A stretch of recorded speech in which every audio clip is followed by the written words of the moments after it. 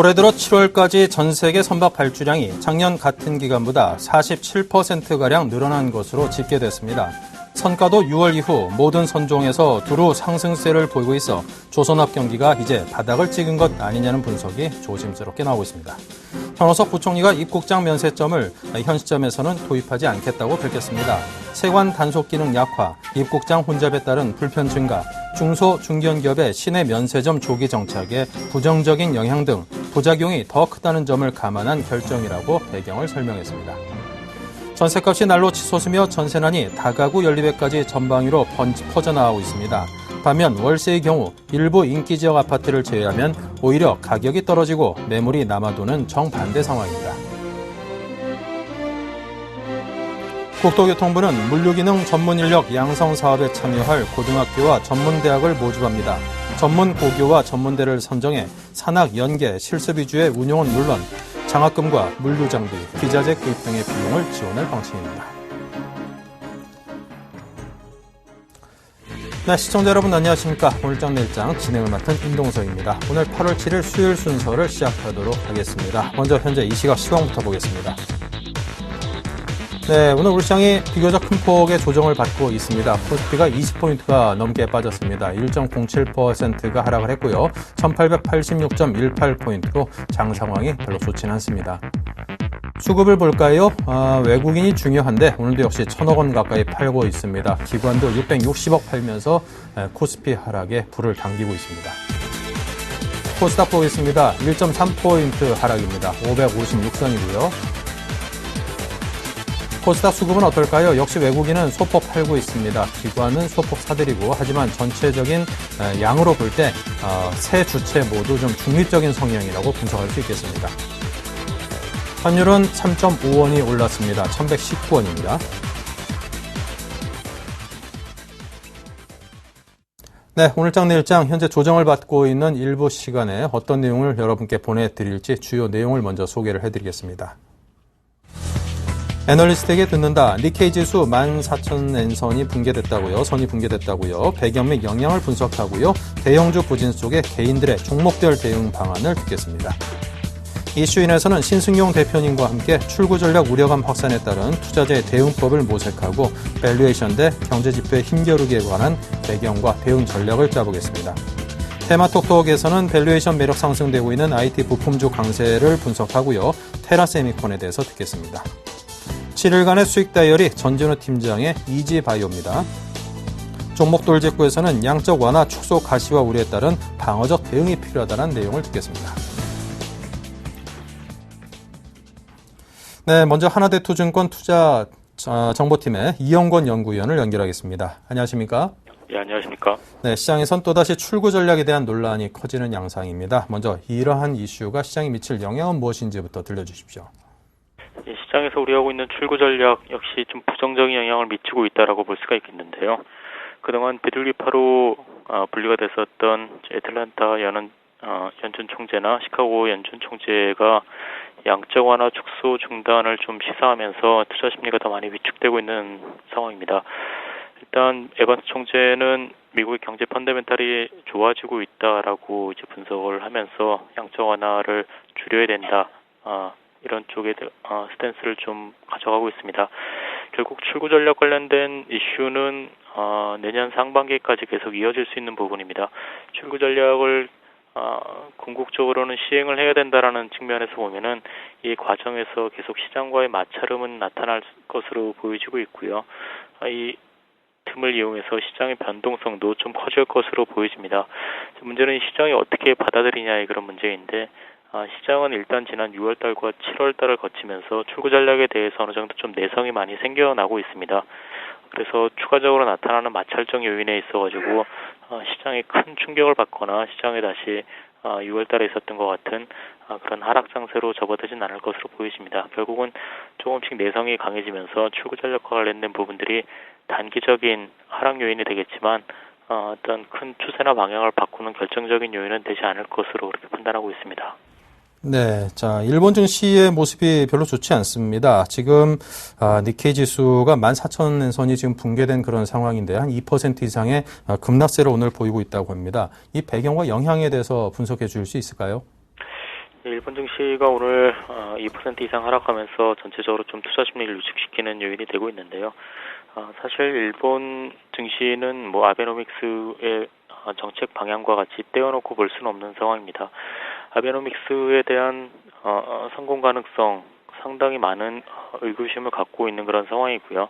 이런 부분들이 일본 증시의 추세적인 상승을 좀 이끄는데 한계에 도달한 것이 아니냐 이런 쪽으로 시장 전망들이 많이 좀 이전되고 있는 상황입니다. 엔화 약세 역시 마찬가지 그런 흐름이고요. 결국 참여한 선거 이후에 어떤 강한 리더십의 모멘텀이 조금 약화될 수 있는 그런 상황, 그리고 이런 부분들이 일본 증시의 추가적인 상승과 일본 경제 회복에 대한 불확실성, 이런 부분들이 계속 작용을 하고 있는 상황이고요. 결국 뭐 엔화 약세를 통해서 수출을 살리겠다라는 그런 기본적인 가정 자체가 지금 훼손될 수 있는 그런 상황이기 때문에 일본은 변동성이 좀 확대가 계속되면서 좀 불안정한 흐름이 조금 더 이어질 가능성이 많아 보이고요. 그런 과정에서 전체적으로 주변 국가 그리고 금융시장에 대한 불안 심리를 조금 더 높일 수 있는 요인이 될 것으로 그렇게 보여집니다. 네. 자, 아무래도 이제 아베노믹스 정책이 과연 성공할 수 있을 것인가에 대해서 많은 사람들이 또 전문가들이 의구심을 표명하고 있는 게 사실입니다. 엔화 강세 쪽으로의 전환으로의 압박도 커지고 있다고 하는데 우리 국내 수출주에 미치는 영향이 있겠죠. 어떤 걸까요? 예, 결국 엔화가 일시적이든 조금 긴 측면에서든 엔화가 강세 흐름을 보인다라는 측면은 이제 국내 수출주에 좀 긍정적인 영향을 미칠 수 있는 부분인데요. 국내 수출주, 결국 자동차주의 수혜가 될 수 있는 부분이 될 수가 있습니다. 하지만 오늘 주가를 보면은 자동차주들 상당히 큰 폭의 하락세를 나타내고 있습니다. 일본과 관련해서 상대적인 반사이익을 거둘 수 있는 그런 부분들, 이런 측면들보다는 전체적으로 경기가 좀 둔화될 수 있다라는 측면에 조금 더 불안감을 가지고 있는 상황으로 보여지고 있고요. 특히 중국 경기가 많이 둔화되고 있다라는 측면 자체가 자동차주를 중심으로 한 이런 소비재주들의 강세를, 글로벌 소비재주들의 강세를 좀 이끄는데 좀 한계가 있는 것으로 보여집니다. 따라서 일본 엔화 흐름과 같이 맞물려서 수출주 자동차주들에 대해서 트레이딩을 할 수는 있겠지만 현재는 이런 모멘텀보다는 전체적인 경기 둔화 그리고 출구 전략을 비롯한 대외 변수, 이런 부분들이 조금 더 크게 작용하고 있는 상황으로 그렇게 여겨집니다. 네. 자, 우리 국내 증시는 오늘 한 20포인트 가까이 조정을 받고 있습니다. 이 시점에서 시장에 대한 점검을 해봐야 될 듯한데요. 이제 국내 증시가 7월달 들어서 견조한 상승 흐름을 보였지만 8월 들어서 다시 또 약세 흐름을 나타내고 있고요. 오늘 좀 비교적 큰 폭의 하락세를 나타내고 있습니다. 조금 전에 말씀드렸다시피 일본 증시의 비교적 큰 폭 하락, 그리고 출구 전략에 대한 불안 심리, 이런 부분들이 시장을 끌어내리는 요인이 되고 있는데요. 기술적으로는 오늘 60일선을 이탈하면서 기술적인 어떤 60일선이 저항선으로 다시 작용할 수 있는 그런 국면으로 접어들고 있습니다. 결국 60일선 위치하고 있는 190선 내외가 당분간 좀 시장에 어떤 다시 저항선으로 작용할 수가 있는 상황인데요. 상대적으로 코스닥 시장은 조금 더 양호한 흐름을 보여주고 있습니다. 뭐 기술적으로 봤을 때는 5일 이평선에 대한 지지를 계속 확인하고 있는 그런 상황이고요. 전체적인 경기 모멘텀 자체에 대한 영향을 좀 덜 받는, 그리고 개별 종목들의 모멘텀 있는 이런 종목들 중심으로 매기가 유입되다 보니까 뭐 상대적으로 좀 더 좋은 모습을 나타내고 있는데, 단기 대응 측면에서는 이런 업종과 종목들에 조금 더 관심을 가져야 되지 않을까 그렇게 보여집니다. 네. 자, 그리고 옵션 만기일 금통이든 국제일간 또 이벤트들이 예정돼 있습니다. 이 점에 대해서도 대응을 해야 될 텐데요. 어떤 영향을 미칠 것으로 전망하십니까? 예, 내일 옵션 만기일과 금통이 이벤트가 있는데요. 일단 뭐 국내 증시 변동성을 좀 확대시킬 수 있는 요인이 되겠지만 시장의 어떤 방향성을 크게 바꿔놓는 그런 흐름이 되지는 않을 것으로 보이집니다. 옵션 연기 물량 자체가 크지 않기 때문에 뭐 옵션 만기일 영향도 좀 제한적일 것으로 보이지고요. 금통위도 일단 기준금리를 동결할 것으로 보여집니다. 현재 불확실성 상황, 그리고 미국의 출구 전략 이슈, 이런 부분들을 조금 더 확인하자는 그런 심리가 국내 금리 결정에도 좀 영향을 미칠 것으로 보이기 때문에 결국은 이런 이벤트도 중요하겠지만 현재 지금 대외 변수들 그리고 수급적인 측면에서는 외국인들 매매 동향 이런 부분들이 단기적인 시장에 조금 더 영향을 많이 미칠 것으로 보여지고요. 옵션 만기 관련해서도 실제로 최근에 나타나고 있는 외국인들의 선물 매매와 베이시스 동향이 조금 더 영향을 미치는 그런 부분이 될 것으로 이렇게 보여집니다. 네. 자, 끝으로 현재 우리 시장은 좀 부진한 듯 합니다. 그동안 힘찼던 에너지가 살짝 좀 꺾인 듯한 느낌도 들고요. 대응 전략 세워주십시오. 결국 시가총액 상위 종목들 그리고 이제 대표주라고 할 수 있는 삼성전자나 현대차, 기아차 이런 종목들이 비교적 큰 폭의 하락세를 나타내고 있는 모습인데요. 하이닉스도 마찬가지겠고요. 결국 주요 종목들이 부진세를 나타내면서 어떤 주도 업종과 주도주를 좀 찾기가 어려운 상황입니다. 업종별로도 오늘 일부 보험 업종이 상승을 하고 있지만 추세적인 상승으로 또 연결되지 못하고 있다는 측면에서 시세가 상당히 단기화되고 있다라고 보여지고요. 결국 대응 전략도 역시 주도 업종과 주도 종목에 대한 바이앤홀딩 전략보다는 순환매에 대비한 어떤 발빠른 트레이딩 전략이 조금 더 유효한 상황으로 보여집니다. 상대적으로 코스닥 시장과 개별 종목들의 수급 모멘텀이 조금 더 좋은 상황인 걸 감안하면은 실적이 양호한 코스닥과 중소형 종목 중심으로 대응하는 전략도 필요할 것으로 판단됩니다. 네, 자, 말씀 잘 들었습니다. 지금까지 이영곤 연구위원이었습니다. 감사합니다. 감사합니다.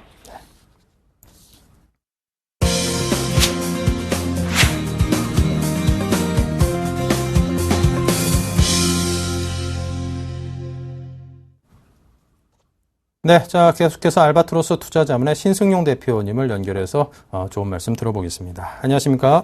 네, 안녕하십니까? 네, 자, 오늘 우리 시장이 한 20포인트 가까이 조정을 받고 있습니다. 어제 오늘 연달아서 힘이 좀 많이 빠진 듯한 느낌이고 외국인들의 매도 물량도 상당히 좀 눈에 거슬립니다. 자, 이런 현 시장 상황에서 관심을 어디다 둬야 될까요? 일단 지금 현재 상황 출구 전략 우려감 확산되고 있다라는 것. 이미 우리 시장 경험치가 있습니다. 지난 5월, 6월 외국인 집중적인 매도세 시달렸던 그런 경험들 결코 이 부분을 헛된 경험으로 살리면 안 될 것 같고요. 이 부분을 값진 경험으로 살려서 미리 좀 대비하는 그런 자세가 필요해 보인다. 이렇게 좀 먼저 우리 시청자 여러분께 좀 강조드리고 싶습니다. 일단 출구 전략에 대한 우려감, 출구 전략이 진행이 되게 된다면 그 시점, 어쨌든 9월이 됐건 10월이 됐건 언제가 됐건 지금 상황, 연말로 다가가면 갈수록 그 상황, 그 가능성은 점차 높아질 수밖에 없다라는 것. 그렇다면 출구 전략이 강행이 된다면 일단 달러화가 강세로 급전환할 가능성 높아 보이고 그 상황에 따라서 외국인들의 이탈 가능성, 이 부분 꼭 염두에 두셔야 되겠습니다. 그렇다면 계속해서 제가 강조드리는 부분이 있죠. 지금 현재 상황 뭐니 해도 환율 시장 계속해서 예의주시하셔야 될 것 같고요. 이런 상황들 속에서 과연 출구 전략의 시기, 이 부분도 중요하겠지만 전반적인 시나리오를 한번 짜가지고 그에 맞는 그런 대응을 찾아가는 그런 어떤 해안이 필요해 보이겠다. 이렇게 좀 말씀을 드려봅니다. 일단 첫 번째 이슈는 출구 전략 우려감 확산일 것 같고요. 두 번째는 지금 현재 시장 내 어떤 지금 현재 주가 상승에 대한 어떤 근거 찾기 지금 발빠르게 진행이 되고 있습니다. 시장 경제 지표는 계속 좋아지고 있고 이러다 보니까 밸류에이션에 대한 부담감 서서히 지금 현재 주가 상승으로 인해서 나타나고 있습니다. 그렇다면 지금 현재 상황 밸류에이션 부담에 초점을 맞추면서 차익 실현을 해야 될 것이냐 아니면 경제지표의 개선세 계속 무게를 실으면서 지금 현재 기대감으로 계속해서 주식을 홀드해 나가야 될 것이니까 이 부분에 대한 고민이 지금 필요한 시점이다라고 말씀을 좀 드리고 싶습니다. 네. 자, 이제 출구 전략에 대한 말씀을 해주셨는데 이제 어느 정도 그 방법과 시기, 규모 등만 문제일 것이지 그 점에 대해서는 시행 관련 유무에 대해서는 이미 방향성이 잡혀 있는 듯합니다. 출구 전략에 대한 전망과 대응까지 좀 더 상세하게 설명을 주시면은 투자자 입장에서 이해하는 데 도움이 될 듯한데요. 예, 일단 지금 현재 가장 시장에서 오늘 전반적인 시장 내 우려감 확산되고 있는 가장 큰 부분 뭐니 해도 비둘기파 쪽에서의 어떤 출구 전략에 대한 가능성 시사를 했다라는 점이 시장 내 큰 어떤 의미로 받아들여지고 있지 않나 이렇게 생각이 됩니다. 흔히들 이제 비둘기파라고 하면 조금 좀 온건파 그리고 시장에 대한 어떤 친화적인 어떤 그런 발언을 하는 그리고 그런 성향을 가진 쪽을 비둘기파라고 얘기를 하고 있고요. 매파는 시장 공격적인 성향, 다시 말씀드리면 지금 극단적인 선택을 하는 그런 쪽에 치우쳐져 있는 그런 의원들을 얘기를 하는 겁니다. 그런데 상당 부분 매파는 이미 한 두 분 정도 계시죠. 매파는 이미 과거부터 출구 전략 시기를 실시를 해야 된다, 시행을 해야 된다 이렇게 얘기를 하고 있었고 비둘기파는 계속되는 어떤 그 아직까지는 시기가 아니다라는 그런 얘기를 해왔지만 어제 저녁의 얘기, 특히나 아틀란타 연준 의장의 어떤 연준 총재의 그 발언 부분들이 지금 현재 시장에 많은 영향을 미치고 있지 않나 이런 생각이고요. 지금 이제 남아 있는 부분 과연 이제 그 시기는 불확실합니다. 하지만 그 변동성도 불확실하고요. 근데 이제 올해 안에 될 가능성이 높다라고 치면 FOMC 회의 앞으로 이제 3번 남았죠. 9월달, 10월달, 12월달 이런 상황들 본다면 이제 그 12월달 같은 경우 내년 1월 버냉키 퇴임을 앞두고 레임더 가능성 때문에 어찌 되면 조금 좀 차기 의장한테 부담감을 줄 수도 있다라는 것, 무게를 오히려 또 거꾸로 무게를 실어줄 수도 있다라는 이런 부분들 때문에 12월 중쯤 가늠하기 좀 어려울 것 같고요. 오히려 9월, 10월 중에 시기를 한다면 그쪽에 좀 무게가 많이 실리고 있지 않나 이런 생각입니다. 10월달 버냉키 의장의 어떤 기자회견이 없다 하더라도 일단 기자회견이 있는 FOMC 회의는 9월과 12월이죠. 다시 말씀을 드리면 시장과 소통을 할 수 있는 FOMC 회의 9월, 12월이다 말씀을 드리고요.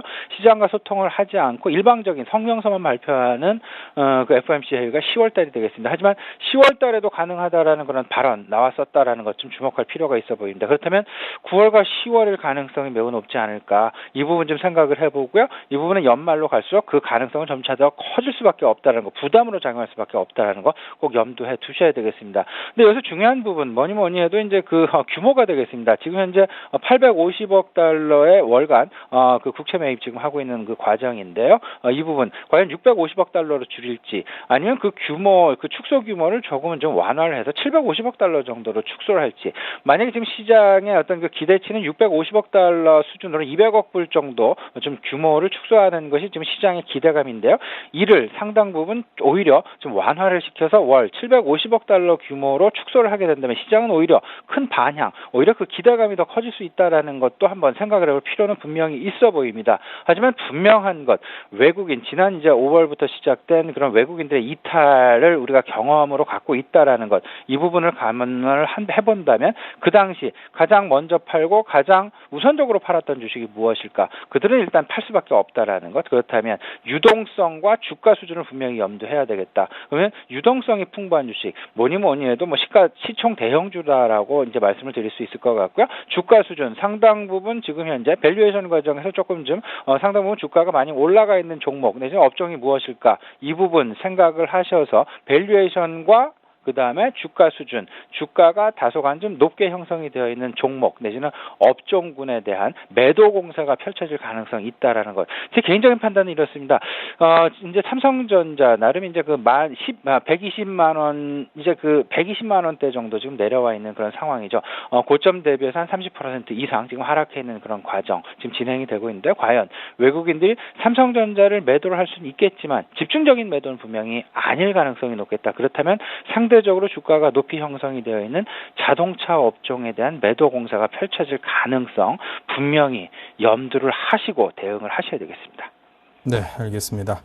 자, 전반적으로 경제 지표는 좀 양호하게 나옴에도 불구하고 주가 밸류에이션에 따른 부담감 때문인지 아무튼 시장이 좀 눌리는 양상입니다. 이런 흐름이 연출되는 그 배경에 대한 설명과 대응 방안까지 말씀을 해주신다면요. 네, 일단 지금 현재 그 밸류에이션 갭매꾸기 과정이 진행됐다라고 말씀을 드리고 싶습니다. PBR 100 그리고 미국 같은 경우에는 지금 현재 PER 기준으로 해서 한 15.5배 정도 수준에서 거래가 되고 있습니다. 근데 그 과거 5년 평균 한 14배 정도의 머물렀다라는 점 감안을 해본다면 지금 현재 다소 밸류에이션 대비해서 상당 부분 주가 지수는 좀 올라가 있다라고 좀 보셔야 될 것 같고요. 또한 중요한 문제 있습니다. 지금 그 밸류에이션을 따지는 PER의 기준이 EPS죠. EPS가 지금 12개월 포워드 EPS를 적용을 하는데 올해 2013년 EPS 절반, 2014년 6월까지의 EPS 절반 이 부분이 반영된다고 했을 때 대부분 EPS가 2014년분을 많이 반영하고 있다라는 부분이 되겠습니다. 그렇다면 미래에 대한 불확실성 상당 부분 기대감에 의해서 반영이 되었다라는 것. 어찌 보면 EPS 그 자체도 좀 허수일 수가 있다라는 것. 그렇다면 그 EPS에 영향을 받는 PER 기준으로 봤을 때 지금 현재 거래되는 15.5배도 좀 과한 수준이 아니냐라는 그런 얘기도 들리고 있다라는 것. 그다음에 이 부분 그대로 우리 시장 내에 적용을 해본다면 이 부분 역시 비슷한 어떤 그 과정이 진행될 가능성이 있다라는 걸 염두를 해 두시고요. 꼭 좀 생각을 해 두셔야 되겠습니다. 하지만 시장의 어떤 그 방향성, 긍정적인 경제 지표는 지속이 되는데요. 일단 그 경제 지표의 지속에 의한 시장 내에서 받아들이는 모멘텀은 확실히 부족하다. 같은 방향으로 가기 때문에 그 같은 방향 똑같은 지표가 나와준다면 이 부분 시장에서의 반향은 예상보다 적을 수 있다는 것, 점차 모멘텀의 둔화 과정 생각을 좀 해두시면 어떨까 싶습니다. 네, 알겠습니다. 자, 그렇다면 포트폴리오에 관한 이야기를 듣겠습니다. 비중 등등 설명을 주십시오. 예, 지금 현재 IT는 상당 부분 축소를 해서 20% 정도 가지고 가고 있고요. 지금 현재 그 현 상황, 지금 변동은 좀 없이 그대로 좀 갖고 가고자 하는 그런 마음입니다. 하지만 지금 고민이 되는 부분이 한 가지가 있습니다. 자동차 업종이 되겠습니다. 자동차 지금 현재 10% 비중은 유지를 하고 있는데요. 지금 현재 오늘 같은 경우 이제 뭐 노사 협상 뭐 이런 부분들 때문에 이제 자동차 업종의 하락 나타나고 있는데요. 일단 조금 좀 반등이 온다면 자동차 업종은 조금 좀 줄여가는 비중 축소를 지금 고려하고 있다라는 것, 이 부분 시청자님께 꼭 좀 말씀을 드리고 싶고요. 외국인들의 탈 이머징 국가, 탈 우리나라 이런 상황이 벌어진다면 자동차 업종의 그 최우선 대상의 가능성이 있다라는 것, 제 개인적인 판단입니다만 그런 상황들 때문에 자동차 업종 기회가 있을 때마다 좀 비중을 축소해서 아예 0으로 갖고 가는 그런 생각 좀 시청자 여러분께 좀 말씀을 드리고 싶습니다. 반면에요, 저 부분이 있습니다. 그 통신업종 같은 경우에 지금 이제 스마트폰 업계에서 계속되는 신제품 출시되고 있죠. 거꾸로 들려오고 있는 소식, 뭐 구글도 그렇고 LG전자도 그렇고 마케팅 비용을 그 어느 때보다도 많이 쓰겠다라는 그런 얘기 나오고 있습니다. 그 얘기는 결국에는 통신업종의 반사이익을 볼 수혜가 지속될 가능성이 있다라는 것. 따라서 통신업종 다소간 좀 눌림목을 좀 보이긴 합니다만은 그래도 10%는 계속 유지하겠다는 그런 마음 가지고 있고요. 컨텐츠 업종 계속 관심을 갖고 싶습니다. 지금 현재 그 무형 자산에 대한 시장 내 관심, 그리고 창조 경제에 대한 우리 정부 정책에 대한 의지 부분 가장 일맥상통하는 것이 컨텐츠 업종, 미디어 업종, 엔터테인먼트 업종, 그리고 이제 그 여행 업종까지 아우르는 전반적인 안정적인 틈새 산업일 가능성이 있다라는 것 좀 생각을 해보면서요. 창조 경제 그리고 미국에서의 GDP로의 지적재산권 포함 이런 부분을 다 생각을 해본다면 무형 자산을 가진 그냥 무형 산업들 이 부분에 대한 관심 계속해서 유지를 하고 오히려 관심의 폭을 더 증가하시는 것이 좋지 않을까 이런 말씀 좀 드리고 싶습니다. 네, 알겠습니다. 자, 지금까지 알바트로스 투자자문의 신승용 대표님과 함께했습니다. 말씀 감사합니다. 감사합니다.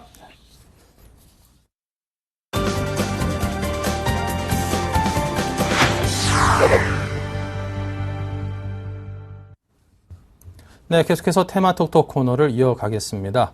스마트폰 판매량이 등등 전같이 좀 화끈한 그런 장세를 연출해 주진 못해가지고 판매 실적에 따른 우려감이 사실 그동안 좀 시장에 있었던 게 사실입니다. 자, 근데 그런 상황을 상당히 극복하면서 이 실적에 대한 기대감 덕에 IT 부품주들의 강세가 연출되고 있습니다. 한국밸류 21의 이득고 대표를 연결해서 이 내용을 짚겠습니다. 안녕하세요. 반갑습니다. 네, 먼저 IT 부품주의 상승 배경부터 설명해 주십시오. 일단 IT 부품주들이 최근에 삼성전자가 인해서 많이 하락을 한 상황이었는데 2분기 실적 기대감과 좀 맞물리면서 저가 메리트가 부각이 되는 것 같고요.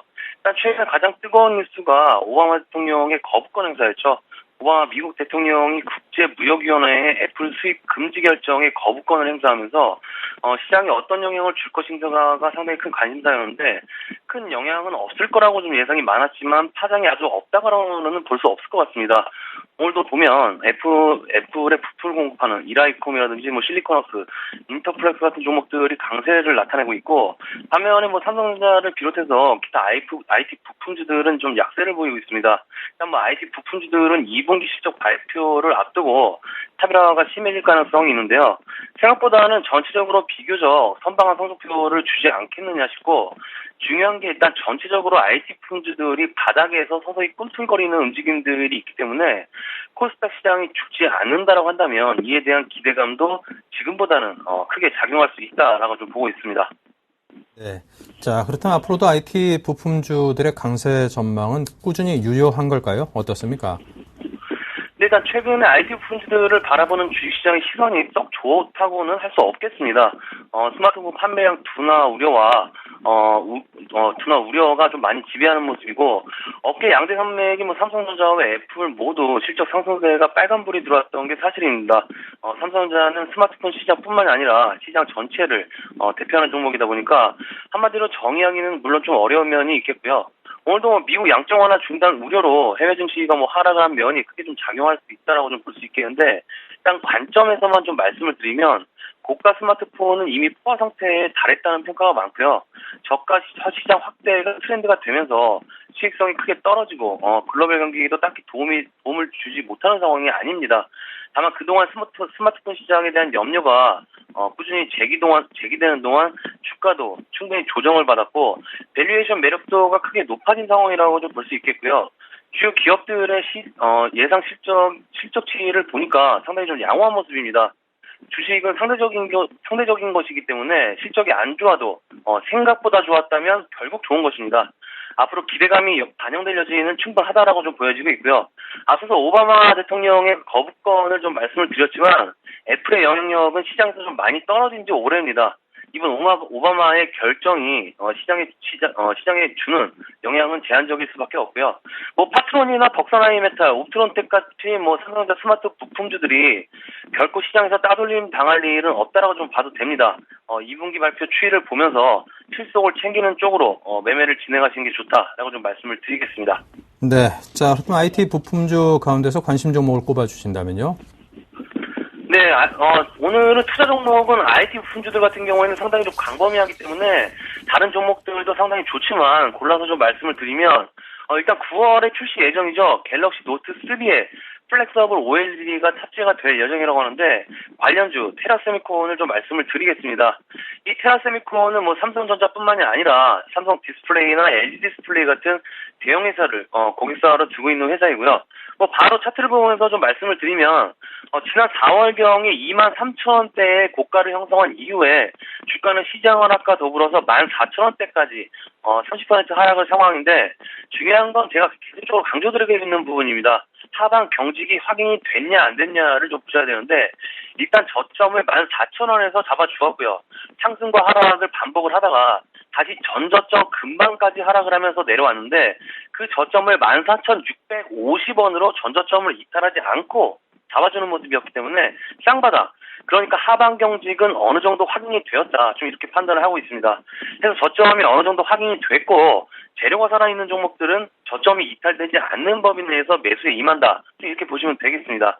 그래서 단기 고점들이 현재 17,000원대에 포진이 된 모습인데 61선도 현재 그 부근이지 않습니까? 61선이 한 17,200원 정도 되는데 그 부근까지는 1차적으로 기술적 상승은 나와줄 것으로 좀 보시면 되겠고요. 앞에서 말씀드린 전저점 이탈되지 않는 범위 내에서의 추세가 이어져야 하니까 전저점이 14,650원을 강하게 이탈하면 손절하는 걸로 해서 매수가는 종가 정도 보시면 무리 없다, 이렇게 말씀을 드리면서 정리를 해드리도록 하겠습니다. 네, 매수는 종가 정도로 본다. 네, 캐스팅까지 한국밸류 21의 이득고 대표님과 함께 이야기 테라세미콘까지 들어봤습니다. 감사합니다. 네, 감사합니다.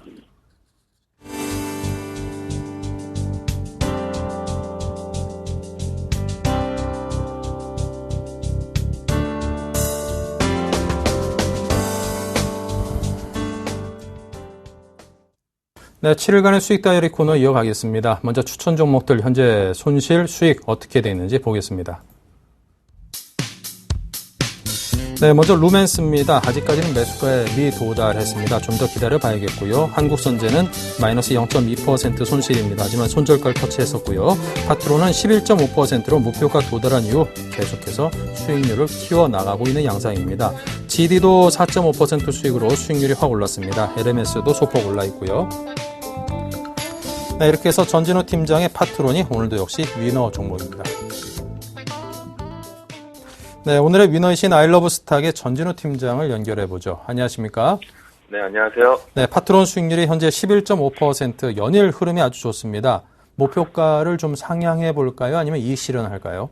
네, 후자 쪽으로 다행히 그 종목 소개해드린 이후에 좀 견고한 상승 움직임 보이고 있는데, 이렇게 주가가 상승을 하다 보면 이제 파트론 역시도 이제 15,000원대를 저점으로 해서 이제 반등을 하다 보니까 사실은 뉴스나 이런 보고서들이 후행해서 실적이 좋다, 밸류에이션 매력도가 높다, 이런 뉴스들이 나오는데, 저 역시 이제 종목 소개해 드릴 때마다 이미 그때 드릴 때 매출액이나 영업이익은 모두 이제 사상 최대 실적이다라는 전제를 갖고 이제 말씀을 드렸었고, 다만 이제 최근에 주가의 움직임은 그런 실적이 화두가 되는 게 아니라 이 시장이 그 부품주를 바라보는 이 분위기가 시장 센티멘트가 좋지 않은 게 문제지 실적이 좋냐 나쁘냐는 현재 시점에서 주요한 화두는 아니라는 거죠. 그래서 그간 좀 낙폭도 컸었고 이후에 외국인들의 어떤 추가적인 매도에 대한 우려도 좀 낮아지고 또 그것을 연기금을 포함한 어떤 금융 그 기관주들이 좀 받아주는 수급가진 종목으로 좀 접근을 했었고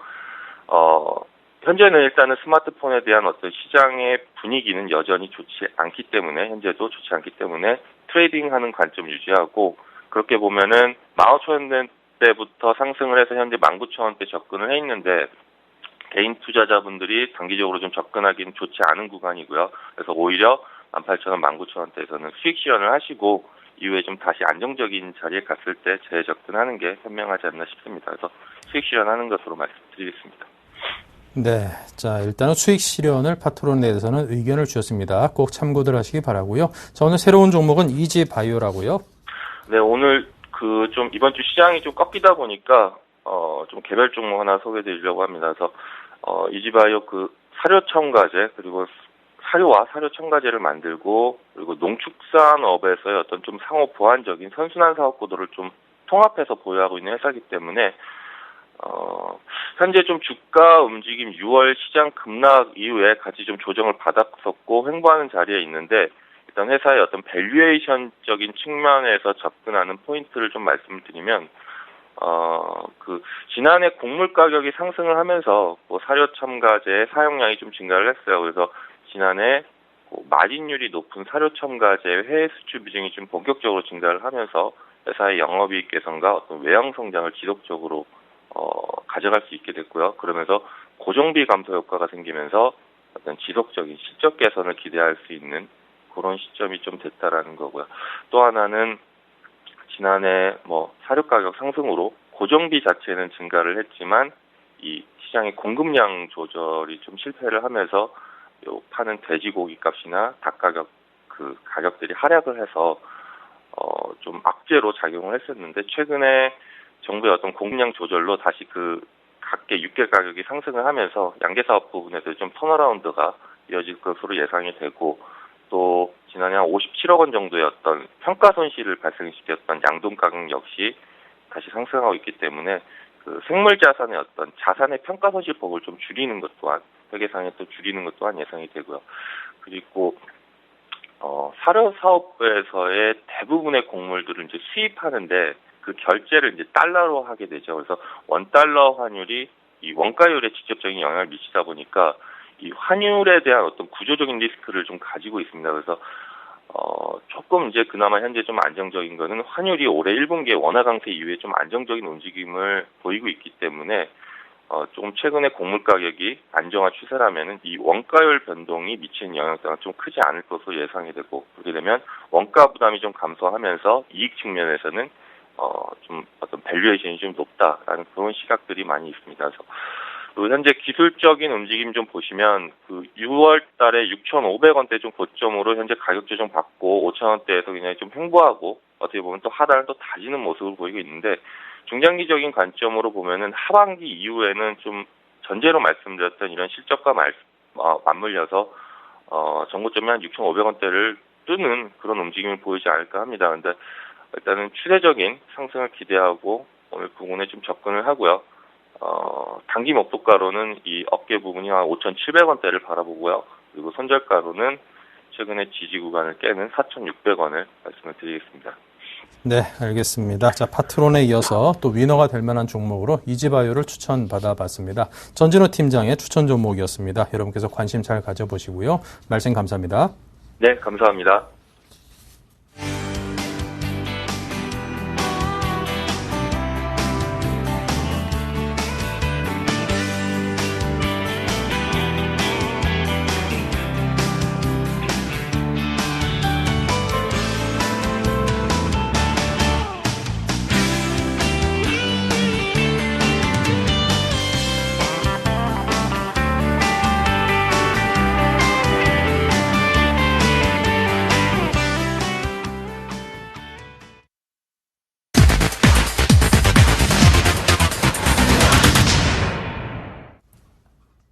네, 단기 투자자를 위한 투자 전략을 세워보는 시간입니다. 종목 돌지 코너 텐스탁의 이정현 팀장께서 이끕니다. 어서 오십시오. 안녕하세요. 네, 자 오늘 시장에 대해서 먼저 체크해야 될 점들부터 하나하나 듣겠습니다. 네, 오늘 하루 종일 죄송합니다. 하루 종일 이슈가 됐었죠. 양적 완화 축소 관련된 이야기 먼저 좀 해드리려고 합니다. 코스피 지수 전날도 오늘도 고전 면치 못하고 있는데요. 일단 경제 지표 자체가 지속적으로 긍정적 발표가 이어짐에도 불구하고 양적 완화 축소 우려가 나오면서 그래도 외국인 투자 심리가 좀 악화가 되고 있습니다. 그로써 이제 외국인 12거래일 만에 지금 순매도로 전환을 했고요. 오늘도 역시 순매도가 이어지고 있습니다. 양적 완화 축소 관련해서 지난 5일 미국 댈러스 연준 총재를 시작으로 해서요. 애틀랜타 연방은행 총재, 그리고 시카고 연방은행 총재가 잇따라서 9월 중에 자산 매입이 축소 가능성이 있다고 발언을 했습니다. 일단 고용이 일단 매월 평균 18에서 20만 명으로 증가하고 있는 상태에서 일단 성장률까지 빨라지게 된다면 아무래도 중기적으로 자산 매입을 중단할 수 있는 입장이라는 얘기인데요. 일단 하반기 미국 경제 성장률은 이제 예측으로 한 2.5%로 나오고 있는데 내년에는 또 3%를 넘을 것으로 보고 있습니다. 그렇기 때문에 만약에 실업률이 7%대로 떨어지게 된다면 아무래도 양적 완화 중단이 그래도 시작될 가능성이 있지 않을까라고 말씀을 드리겠습니다. 그렇기 때문에 추후에도 계속적으로 발표된 지표, 특히 고용 면에서 지금 제가 말씀드린 7%대 기록을 하는지를 주의 깊게 보시면 투자에 참고가 되실 것으로 판단이 됩니다. 그리고 다음으로 넘어가서요. 내일은 옵션 만기가 있죠. 일단 올해 들어서 주식시장의 변동성은 좀 커졌지만요. 일단 옵션 만기 당일에는 그래도 별다른 충격 없이 지나가는 일이 많았습니다. 물론 이번에도 만기 영향은 크지 않을 것으로 판단이 되고 있고요. 이번 만기일은 그래도 차익 프로그램과 비차익 프로그램이 그래도 동일한 방향으로 움직일 가능성이 크기 때문에 아무래도 조용한 흐름이 예상이 됩니다. 선물 시장에 가장 큰 영향을 미친 주체 중에 하나가 이제 국가 지자체인데요. 아무래도 최근에 차익 거래에 대한 이제 비과세 혜택이 많이 종료가 되면서 그래도 거래량도 꾸준히 계속적으로 감소하고 있는 상태이고 또 하나의 주체인 외국인의 경우에는 ETF를 통해서 그동안 이제 양화 스프레드로 인해서 정리 못했던 청산 못했던 포지션들 이제 외국인들이 간접 청산이 들어갈 수 있는 시장 여건이 조성이 됐습니다. 그래서 한마디로 지금 프로그램을 통해서 청산 필요성은 굉장히 낮아졌다고 말씀드릴 수가 있겠습니다. 하지만 그래도 지금은 대외적인 불안감이 있는 상황이기 때문에 그래도 방어적인 대응으로 투자에 임하셔야 되지 않을까라고 좀 말씀을 드리겠습니다. 네, 그리고 다음 말씀을 드리면요. 일단 파월은 이제 8월은 일단 배당주 투자가 적합한 시기라고 말씀드릴 수가 있겠습니다. 일단 8, 9월에 배당주로 투자했을 때는 그래도 대부분 이제 코스피 지수 대비 그래도 1.7%에서 1.9% 정도 높은 수익률을 지금 얻을 수 있었는데요. 일단 배당과 이제 시세 차익을 동시에 누릴 수 있다는 점에서 아주 긍정적으로 보실 수가 있겠습니다. 그리고 최근 또 말씀드릴 수가 있는 게 또 최근 배당주 펀드로 지금 자금 등이 조금씩 몰리고 있다는 점 알고 계셨으면 좋겠고요. 시청자분들도 그래서 4% 이상대 배당 수익 주는 종목들 관심 가지시고 관심을 가지실 필요가 있다고 보고 있고요. SK텔레콤 비롯해서 하이트진로, KT 등 이제 관심 종목에 편입시키시고 투자 긍정적으로 검토해 보셔도 좋을 것 같습니다. 그리고 지금 자동차주에 대해서 짧게 말씀을 드리면요. 7월 중반부터 지속적인 외국인의 매수세가 이어지고 있습니다. 그로 인해서 자동차주들 그래도 추세 무너뜨리지 않고 상승하는 흐름 보여주고 있었는데요. 그래도 하반기에도 제가 판단하기엔 그래도 신차 모멘텀이 있기 때문에 그래도 아주 긍정적으로 봐도 될 것으로 판단이 됩니다. 환율 역시 긍정적으로 흐름이 지속될 것으로 판단이 되기 때문에 중장기적인 투자 대안으로도 손색이 없을 거라고 보고 있습니다. 하지만 역시나 지금 현재 대외적인 여건이 있기 때문에 그래도 외국인의 수급은 지켜보셔야 되는 것은 꼭 필요하다고 보고 있습니다. 그리고 마지막으로 IT 업종에 대해서 말씀을 드리겠습니다. 국내 IT 업종 최대 이슈가 지금 바로 스마트폰이죠. 지금 LG그룹주 특히 IT 업종은 지금 최근 큰 폭으로 상승을 했는데요. 7일 현지 시간으로 미국 뉴욕에서 G2 언팩 행사 이제 진행된다고 하고요. 9월부터는 패널 가격 하락 완화가 예상이 된다고 합니다. 게다가 출하량이 이제 증가할 것으로 판단이 되기 때문에 그래도 매출에 대한 기대 안 할 수가 없는 상황이라고 말씀드릴 수가 있겠습니다. LG전자 비롯해서 LG 디스플레이도 그리고 LG 인노텍도 관심을 가지시길 바라겠고요. 뭐 삼성 쪽 이야기 빼뜨릴 수가 없겠죠. 지금 9월 초에 갤럭시 노트 3 이제 독일 가전 박람회에서 공개하면서 삼성 최초로 그리고 단일 플랫폼 그리고 멀티 모델 전략을 적용했다고 합니다. 일단은 뭐 이와 마찬가지로 삼성전자를 비롯해서 삼성전기, 삼성 SDI를 포함해서 OLED 관련 또 게다가 기타 부품주들 앞으로도 움직임 지켜보셔도 좋을 것 같습니다. 네, 자 이렇게 해서 지금 시장 상황에 맞는 그런 이야기를 들었습니다. 자 오늘 장이 좀 조정폭이 괜히 좀 기분 나쁠 정도로 적지도 않고 크지도 않고 저 개인적으로 좀 그렇게 느껴집니다. 마감 전략을 세우기 좀 쉽지 않은데요. 어떻게 생각하십니까? 네, 지금 새로 투자 들어가기도 힘드시고 지금 또 보유 중이신 분들도 아주 속썩일 그런 장세입니다. 일단 제가 말씀드릴 수 있는 것은요. 지금 일단 8월 달은 그래도 코스닥 종목들의 중소형주의 실적 발표가 있다는 점입니다. 최근 주가 흐름 특징이 역시 이제 실적 뒷받침되는 종목으로 개별적으로 이렇게 수급이 몰리는 현상이 있습니다. 그리고 게다가 말씀드렸듯이 8월 코스닥 실적 발표가 이어집니다. 어닝 서프라이즈 예상되는 종목들로 이제 수급 몰릴 것이고, 그리고 최근 유행 테마들 따라가셔도 좋습니다. 왜냐면, 물론 그 테마도 확실하거니와 그래도 실적이 뒷받침되기 때문인데요. 만약에 매수 들어가실 때는 항상 실적이 우선되는 종목을, 그 테마 중에서도 실적이 우선되는 종목을 선택하셨으면 좋겠습니다. 게다가 대형주의 경우는요, 특히 자동차, IT, 하반기 신제품에 대한 기대가 큽니다. 그렇기 때문에 중장기적으로 보신다면 충분히 수익 거두실 수 있을 거라고 보고 있고요. 심지어 지금 최근 주가 자리가 역시 또 굉장히 저평가되어 있는 구간이라고 말할 수가 있겠습니다. 그래서 중장기적인 관점으로 투자하시고 추후 만족스러운 수익 꼭 내시길 바라겠고요. 게다가 또 다음 얘기는 그래도 지금은 그래도 긍정적인 지표 발표가 있음에도 불구하고 게다가 또 경제 전망도 굉장히 긍정적으로 나오고 있죠. 하지만 지금 미국의 출구 전략 우려가 지금 시장에 굉장히 많이 돌고 있기 때문에 아주 투자하기 힘든 상황이기도 합니다. 문제는 이것이 단기간에 끝나지 않을 수도 있다고 보고 있기 때문에요. 그래도 당분간은 그래도 기타 이머징 시장의 중장기적으로 그리고 주가 할인 요인으로서 작용하지 않을까라고 지금 생각이 듭니다. 그렇기 때문에 개별주를 보시는 것도 좋고 또 테마주, 실적이 뒷받침되는 테마주를 선택하시는 것도 나쁘지 않을 것으로 보고 있고, 무엇보다도 말씀드리고 싶은 것은 방어적이고 보수적인 투자가 필요하다는 것입니다. 현금의 경우는 한 20% 이상은 꼭 보유해 주시길 바라겠고요. 기대감과 실적을 만약에 비교해 봤을 때는 실적을 더 큰 비중에 두어서 투자에 임하셨으면 좋겠습니다. 알겠습니다. 자, 오늘 관심 종목으로 세코닉스를 준비하셨다고 했는데요. 장 상황이 좀 여의치 않은 상황이라 가지고 종목 추천 굉장히 섬세하게 잘 골라서 해오셨을 것 같습니다. 어떤 내용들이 좋습니까? 네, 세코닉스 가지고 온 이유는요, 바로 지금 삼성전자, LG전자 때문입니다. LG 이번에 발표된 G2와 함께 삼성 갤럭시 노트 3에 납품하는 효과를 기대해 볼 수 있다고 말씀드릴 수가 있겠는데요. 일단 신제품 발표와 함께 지금 LG 그룹주들 현재 지금 해당 기대로 지금 주가 굉장히 많이 상승 중인데, 해당 제품이 프리미엄급 스마트폰 시장 수요를 자극시킬 수 있다는 판단이 되고 있는 상황입니다. 그렇기 때문에 지금 해당 업체에 납품하는 벤더죠. 그래도 그 수혜가 예상되는 상황이고요.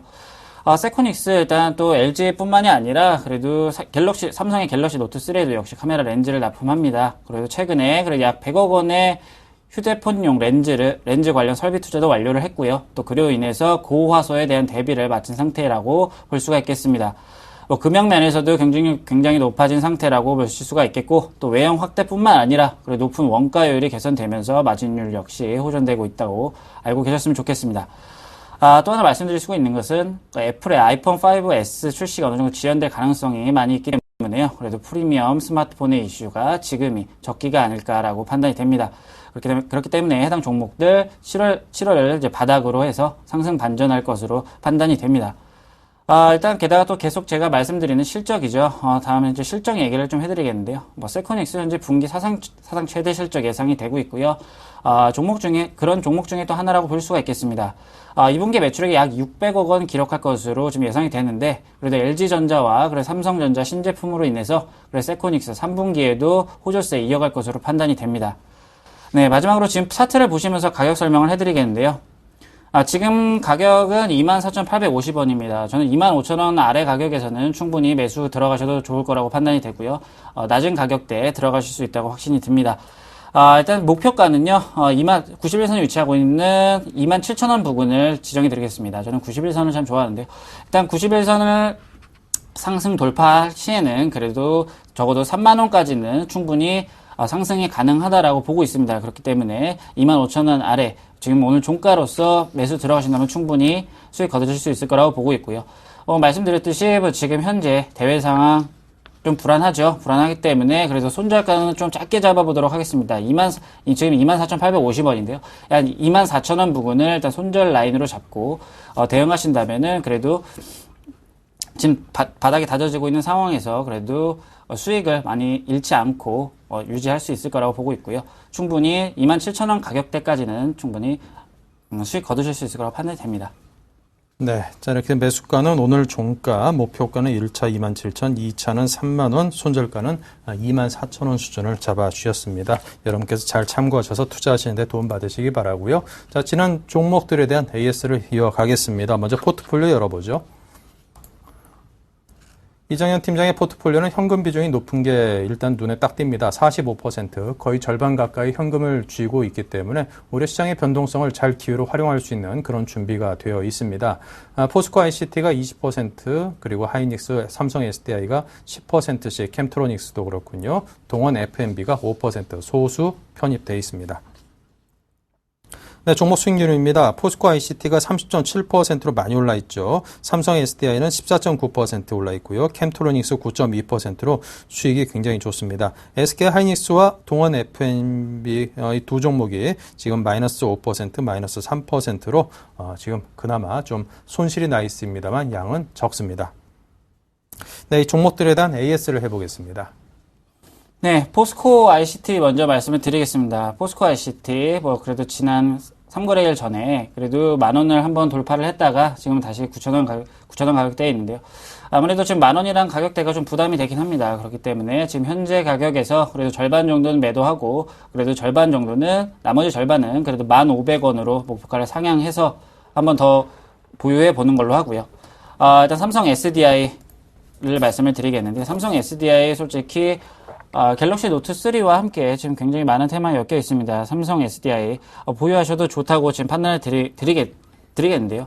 그래도 제가 보기에는 그래도 지금 162,000원 가격대인데 이 160만원이라는 가격을 깨고 내려가면 그래도 단기적으로 더 낙폭이 커질 수 있는 가능성이 있습니다. 그렇기 때문에 이 16만원이 깨지지 않는 이상은 그래도 보유하신다면 추후에 수익을 거두실 수 있을 거라고 판단이 되고 있고요. 네, 캠트로닉스는 제가 누누이 말씀드립니다. 실적이, 오늘 실적 발표가 됐죠. 그래도 실적 굉장히 좋습니다. 지금 25,150원인데요. 그래도, 3분기까지도 그래도 이 호조세가 이어질 것으로 전 판단을 하고 있습니다. 그렇기 때문에, 캠트로닉스 목표가 27,000원, 2차 목표가로 지정드렸던 27,000원까지 보는 것으로 하겠습니다. 27,000원까지 더 보유하시는 걸로 하겠고요.